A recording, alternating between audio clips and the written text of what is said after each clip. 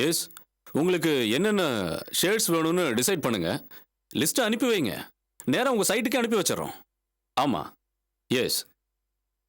இல்ல செக்கெல்லாம் வேணாம். டிடி எடுத்து அனுப்பிடுங்க. அப்படி இல்லைன்னா கேஷை கொடுத்துருங்க. Excuse me. ஓகே. நான் அப்புறமா கூப்பிடுறேன். எஸ். நான் அபி கன்ஸ்ட்ரக்ஷன்ல இருந்து வரேன். கேஷ் கொண்டு வந்திருக்கீங்களா? Please sit down.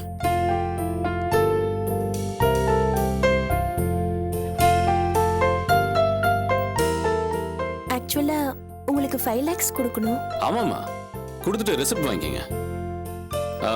Abhi madam நல்லா இருக்காங்களா? நல்லா இருக்காங்க. டெல்லி போயிருக்காங்க. ஓ. அப்புறம் ஒரு சின்ன பிரச்சனை. ஏன், என்னாச்சு மேடம்? 5 லட்சம் தான் உங்களுக்காக எடுத்துட்டு வந்தேன். ஆனா வர வழியில அபி டெல்லில இருந்து ஃபோன் பண்ணி 3 லட்சம் அர்ஜென்ட்டா யாருக்கோ கொடுக்கணும், செக் விஷயம். சோ உங்ககிட்ட விவரம் சொல்ல சொன்னாங்க. அதனால என்ன, பரவாயில்ல. நீங்க கையில இருக்கிற 2 லட்சத்தை கொடுத்துட்டு ரெசிப்ட் வாங்கிட்டு போங்க. Thank you sir. Thank you very much. மீதி 3 லட்சத்தை ஒரு வாரம் இல்ல 10 நாள்ல கொடுத்துறேன் சார். பரவாயில்லம்மா, நம்ம கன்ஸ்ட்ரக்ஷனுக்காக ஒரு சின்ன அட்ஜஸ்ட்மெண்ட் கூட பண்ணலனா எப்படி? Thank you sir. இப்ப கையில இருக்கிற 2 லட்சத்தை என்கிட்ட கொடுத்துட்டு வெளியே பரணின்னு ஒருத்தர் இருப்பாரு, அவர்கிட்ட ரெசிப்ட் வாங்கிக்கங்க. ஹலோ பரணி, அபி கன்ஸ்ட்ரக்ஷன்ல வந்திருக்காங்க. 2 lakhs பணத்தை நான் வாங்கிக்கிட்டேன். அவங்களுக்கு ரெசிப்ட் போட்டு கொடுத்து அனுப்புங்க. ஓகே, இந்தாங்க. நீங்க போய் ரெசிப்ட் வாங்கிக்கங்க. Thank you sir.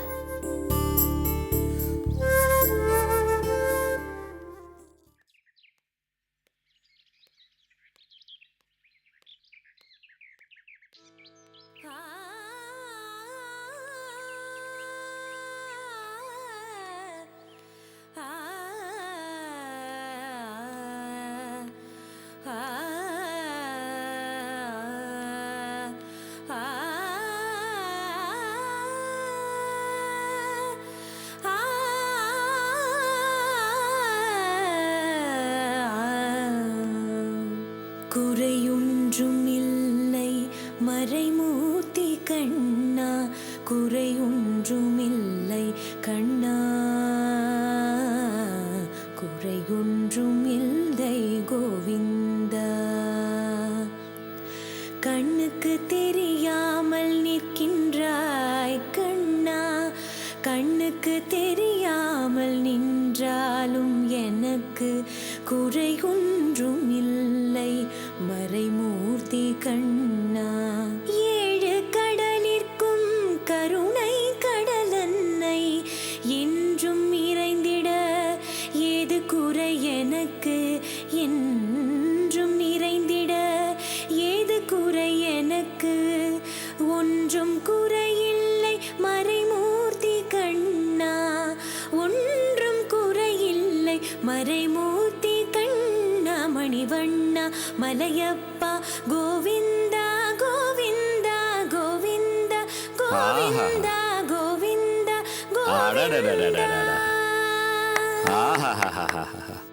பிரமாதம், ரொம்ப அற்புதமா இருந்ததுமா. அந்த சரஸ்வதி தேவி ஓ நாக்குல தான்மா குடியிருக்கா. எல்லாம் உங்களை மாதிரி பெரியவங்களோட ஆசீர்வாதம் தான் சார். அப்படிலாம் ஒண்ணும் இல்லம்மா. எல்லாருக்கும் அந்த கலைவாணியோட அனுகிரகம் கிடைக்காது, சில பேருக்கு தான் அது கிடைக்கும். நீ ரொம்ப அதிர்ஷ்டசாலி. நீ வசந்த இடத்துக்கு வரணும், வருவ.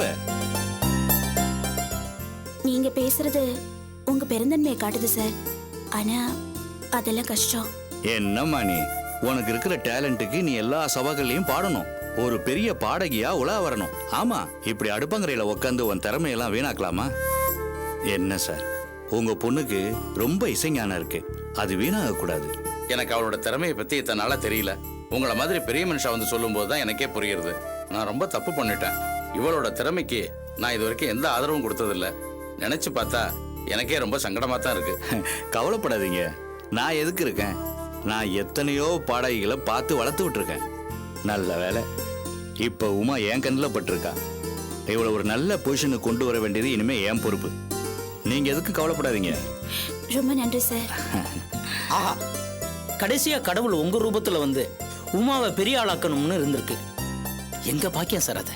எல்லாத்துக்கும் ஒரு நேரங்காலம் வரணும் இல்லையா? மனசுல இன்னொரு ஆசையும் உண்டு. அது உங்களுக்கு குழந்தைத்தனமா கூட படலாம். என்ன சொல்ற? அது ஒன்றும் இல்லை, எனக்கு நானும் பாட்டு கற்றுக்கணும்னு ஆசை.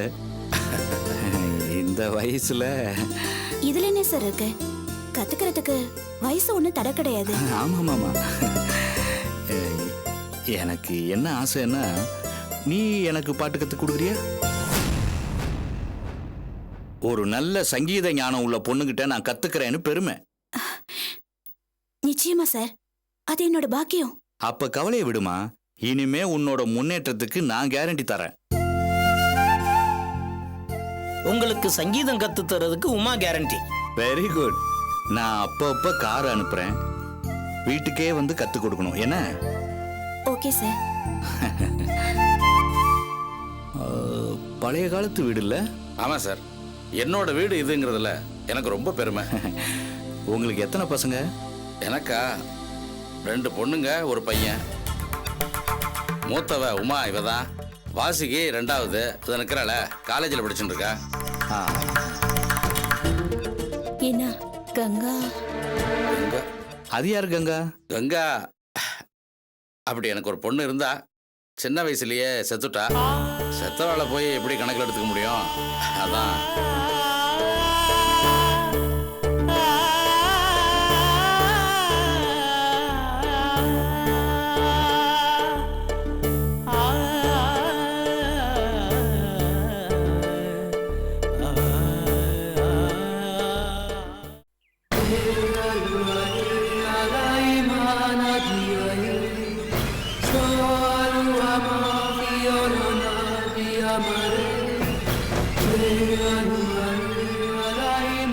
ரொம்ப நன்றி கங்கா.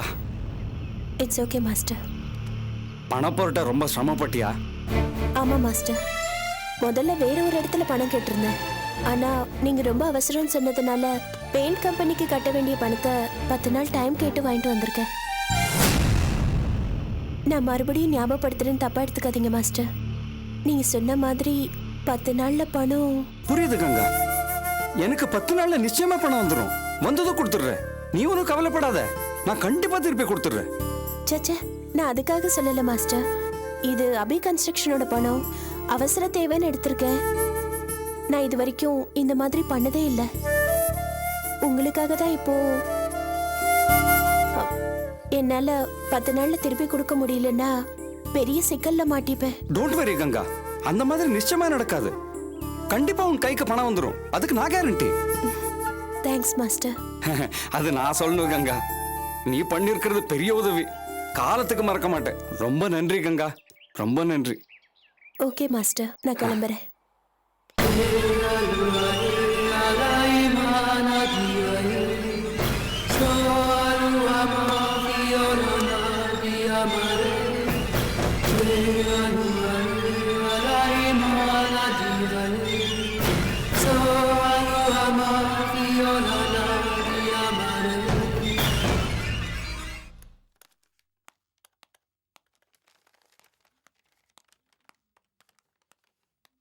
எல்லாம் கரெக்டாக இருக்குல்ல சார்? எல்லாம் கரெக்டாக இருக்கு சார். ஒன்றும் பிரச்சனை இல்லை. சப்மிட் பண்ணிடலாம்ல? பண்ணிடலாம். ம். சீனியர் ஆஃபீஸர் பார்த்து ஒரு கையெழுத்து போடணும், அவ்வளோதான். Okay sir. என்ன சார், இப்போலாம் அபிமானத்தை பார்க்கவே முடியறதில்ல. சார் அவங்க டெல்லி போயிருக்காங்க, இன்னும் வரல. அப்படியா? அப்புறம் தொல்காப்பியன் சார், நான் உங்களுக்கு தர வேண்டிய ஃபைலு மிஸ்டர் ராமநாதன் கிட்ட இருக்கு சார். நீங்கள் போய் அவர்கிட்ட வாங்கிக்கங்க. ஓகே சாரை டேபிளில் காணுமே. ஹலோ பிரசாத், மிஸ்டர் ராமநாதன் எங்க? சீனியர் ரூம்ல இருக்காரு சார். சார் நீங்கள் கொஞ்சம் வெயிட் பண்ணுங்க, அவர் வந்துடுவார். சரி சார். Okay thank you. சார்.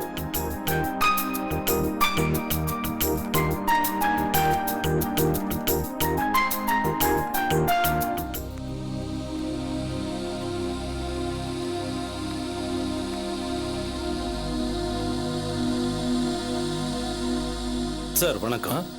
வாங்க பாஸ்கர். சார் வேலை விஷயமா வர சொன்னீங்க. உங்க ஃபோன் வரும்னு எதிர்பார்த்துட்டு இருந்தேன், ஆனால் நீங்க கூப்பிடவே இல்லை. அப்புறம் விசாரிச்சா வேற யாரும் இந்த வேலைக்கு சேர்த்துட்டீங்களாமே. ஆமாம் பாஸ்கர், வேற ஆளை போட்டாச்சு. என்ன சார் இது? எதுக்காக என்ன அவாய்ட் பண்ணீங்க? இதோட நான் 3வது தடவையா உங்ககிட்ட வேலை தேடி வந்திருக்கேன். என்ன சார் ப்ராப்ளம்? நான் ஏற்கனவே உங்ககிட்ட வேலை பார்த்து வந்தானே. உங்க மனசுல என்னை பத்தி என்ன அபிப்பிராயம் வச்சிருக்கீங்க? எனக்கு என்ன தகுதி இல்லை, அறிவு இல்லையா, படிப்பு இல்லையா, என்ன சார் இல்லை சொல்லுங்க. உங்ககிட்ட பொறுமை இல்லை பாஸ்கர், அதோட சில சிக்கல்களும் இருக்கு. எஸ் பாஸ்கர், எந்த ஒரு இடத்துல வேலை செய்யறதுக்கும் வெறும் திறமை மட்டும் இருந்தும் எந்த பிரயோஜனமும் இல்லை.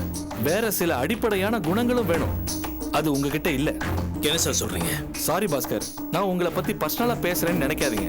வேற வழி இல்லாம பேச வேண்டியதா இருக்கு. ஞாபகம் இருக்கா உங்களுக்கு? ஒரு முறை ஒரு சின்ன வேலையா நான் உங்களை கூப்பிட்டப்போ நீங்க என்ன சொன்னீங்க?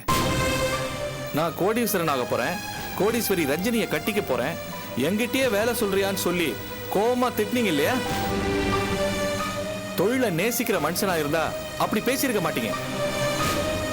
உங்களுக்கு கஷ்டமா இருந்தா வேலை கேட்டு வரதும், தேவையில்லாட்டி உதறிட்டு போறதும் உங்க குணமா இருக்கு. கொஞ்சம் கூட பொறுமை இல்ல, சகிப்புத்தன்மை இல்லாம தான் காரியம் நடந்தா போதும் நினைக்கிறீங்க. எங்களுக்கு அப்படிப்பட்ட ஆளு வேண்டாம். எங்களுக்கு டெடிகேட்டடா உழைக்கிறவங்க தான் வேணும். உங்களை மாதிரி ஆளுங்களை வச்சு எங்களால வேலை வாங்க முடியாது. ரொம்ப நன்றி சார். அலைய வச்சு கழுத்துறது மட்டும் இல்லாம இப்ப அவமானப்படுத்தி அனுப்புறீங்க. நல்லா இருங்க.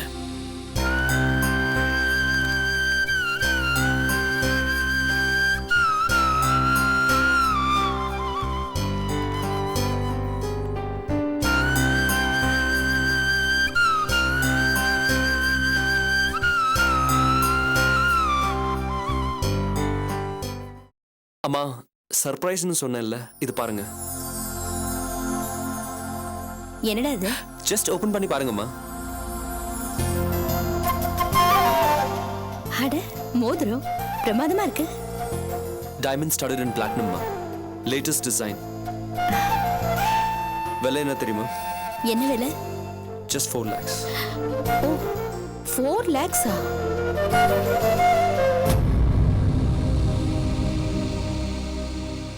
விலையை பத்தி என்னம்மா? நம்ம அனுக்காக எத்தனை லட்சம் வேணும் செலவு பண்ணலாம். என்னன்னு உனக்கு பிடிச்சிருக்கா? எனக்கு உன்னோட சாய்ஸ் பத்தி நல்லா தெரியும். அனு மேரேஜ் தான் நம்ம வீட்டில் நடக்க போற கொண்டாட்டம். பிரமாதமா பண்ண வேண்டாமா? ரொம்ப சந்தோஷமா இருக்காதே. அம்மா, அனுக்காக இந்த மாதிரி வாங்கி தரதுல எனக்கு எவ்வளவு சந்தோஷம் தெரியுமா? I'm so happy.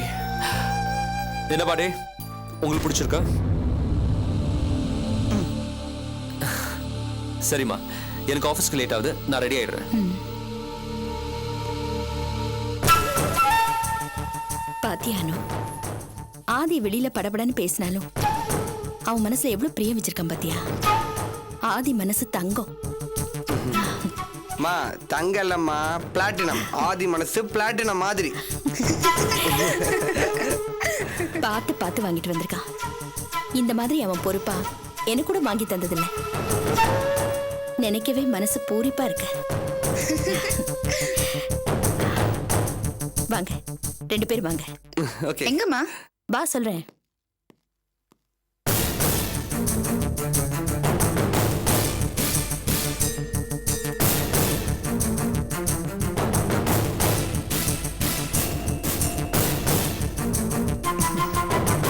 பாத்தியானோ, இந்த குடும்பம் எவ்வளவு தூரம் உன் மேல அன்பு வச்சிருக்குங்கிறத எவ்வளவு நல்லா கொண்டாடுறாங்க. விட்டா ஆதி உனக்கு அரண்மனையே கட்டி கொடுத்துருவான் போல இருக்கு. அந்த அளவுக்கு உன் மேல பாசம் வச்சிருக்கான். அனு, நம்ம குடும்பம் சாதாரணப்பட்டது இல்ல. சொசைட்டிலையும் சரி, தொழில் ரீதியாகவும் சரி, ஆதிக்கும் நம்ம குடும்பத்துக்கும் தனி மரியாதையே இருக்குமா. இந்த வீட்டுல நடக்கிற ஒவ்வொரு விசேஷமும் முக்கியமானது. இந்த வீட்டோட நல்லது கெட்டது எல்லாத்தையும் எல்லாரும் உத்து பார்த்துக்கிட்டே இருப்பாங்கம்மா. அனு, ஆதியோட கல்யாணம் நம்ம குடும்பத்துக்கு சங்கடத்தை கொடுத்திருக்கு. அடுத்தது உன் கல்யாணம். அந்த கல்யாணம் நல்லபடியா நடக்கிறது ஆதிக்கும் சரி நம்ம குடும்பத்துக்கும் சரி ரொம்ப முக்கியமானது இல்லையா? அதனால்தான் ஆதி பார்த்து பார்த்து ஒவ்வொன்றையும் உனக்கு செஞ்சுக்கிட்டு இருக்கான். இவ்வளவு அன்புக்கும் பிரியத்துக்கும் என்ன கைமாறு செய்ய முடியும்? இதே அளவு அன்பையும் பிரியத்தையும் எப்பவும் நீ கடைசி வரைக்கும் ஆதி மேலையும் குடும்பத்து மேலையும் வச்சிருக்கணும். என்ன புரியுதா?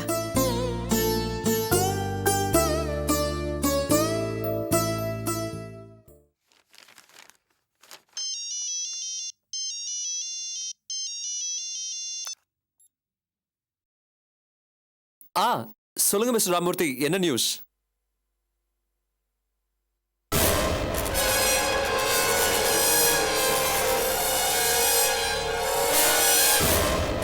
என்ன? அப்பிகா?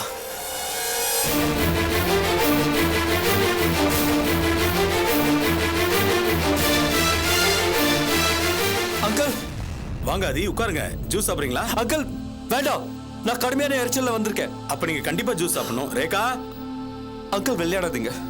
நான் கேள்விப்பட்டது உண்மையா? எதை பத்தி? டெல்லி ப்ராஜெக்ட் அபி கடிச்சிட்டாமே. ஓ அதுவா? ஆமா மாப்ள, உண்மைதான். அந்த ப்ராஜெக்ட் அபி கொடுத்துட்டாங்க. எப்படி எப்படி கொடுத்தாங்க அங்கிள்? என்னமோ பெருசா சொன்னீங்க.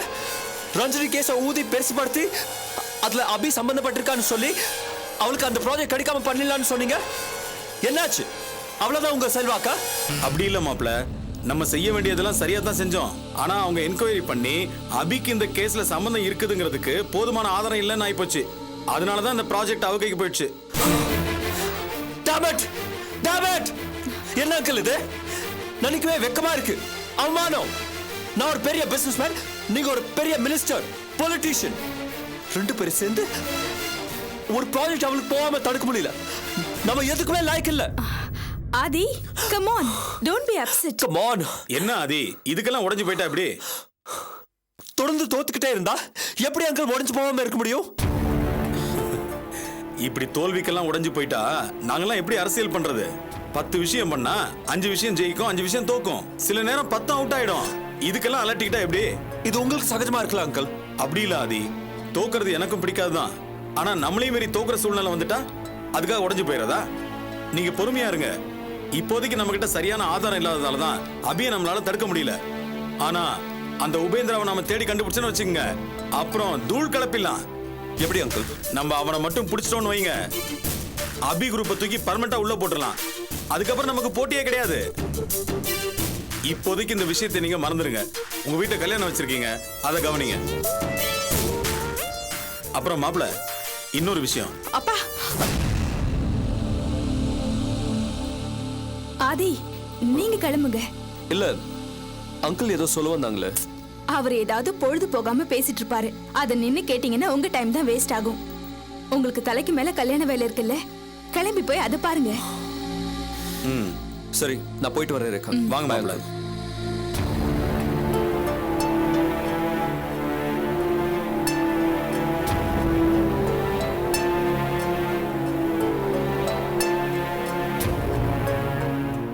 எதுக்குமா என்ன சொல்ல விடாம தடுத்த? நீங்க அணு விஷயத்தை பத்தி பேச போறீங்கன்னு தெரிஞ்சுதான் நான் தடுத்தேன். ஏமா, இத பத்தி நம்ம ஆதிக்கிட்ட சொல்ல வேண்டாமா? எதுக்கு சொல்லணும்? ரேகா, ஏற்கனவே அவருக்கு நடந்த கல்யாண விஷயத்துல அவர் நொந்து போயிருக்காரு. இது அவங்க வீட்டுல நடக்க போற 2வது விசேஷம். இதுலயும் அந்த மாதிரி குழப்பம் வந்தா அது அவரால் தாங்க முடியுமா? அவர் மனசு ஒடிஞ்சு போய் ஏதாவது ஒண்ணு ஆயிட்டா? அதனாலதான் அணு விஷயத்தை சொல்லி அவரை எச்சரிக்கை பண்ணலாம்னு நினைச்சேன். வேண்டாம்ப்பா, ஆதி கிட்ட சொல்ல வேண்டாம். ஏமா? அப்பா, ஆதி கிட்ட நான் சொல்லாம இருக்கிறதுக்கு ஒரு காரணம் இருக்குப்பா. முன்கூட்டியே அதை சொல்லிட்டா ஆதி அதை தடுத்துருவாரு. என்னம்மா சொல்ற? ஒண்ணுமே புரியலையே. அப்பா, அணுவுக்கும் அந்த மனுவுக்கும் கல்யாணம் நடக்கணும். அப்படி நடந்துட்டா ஆதிக்கும் அபிக்குமான பகை இன்னும் பெருசா காலத்துக்கும் அழியாத நிரந்தர பகையா மாறிடும். அப்படி மாறிட்டா அதை வச்சே நான் அந்த உஷாவை பழி வாங்குவேன். என்னம்மா குழப்பற? உஷாவுக்கு இதுக்கு என்ன சம்பந்தம்? சம்பந்தம் நிறைய இருக்குப்பா. இந்த கல்யாணம் நடக்கட்டும், அதுக்கப்புறம் நீங்களே புரிஞ்சுப்பீங்க.